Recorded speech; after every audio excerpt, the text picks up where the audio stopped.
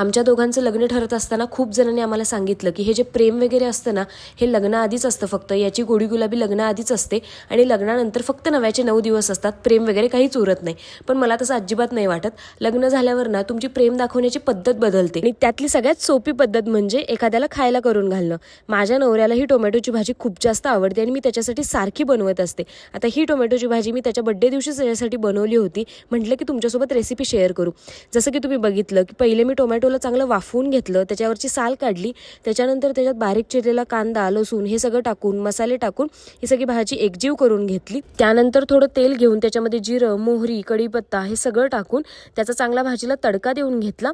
त्यानंतर त्याच्यामध्ये थोडा लिंबू पिळला आणि शेवटी कोथिंबीर टाकून भाजीला गार्निश केलं आणि ती इतकी सुंदर दिसत होती ना आणि टेस्टला पण अशी तिखट आणि आंबट झाली होती. खूपच मस्त लागत होती पोळीसोबत. तुम्ही रेसिपी कोणत्या वेगळ्या पद्धतीने करत असाल तर मला कमेंटमध्ये नक्की सांगा. Bye bye.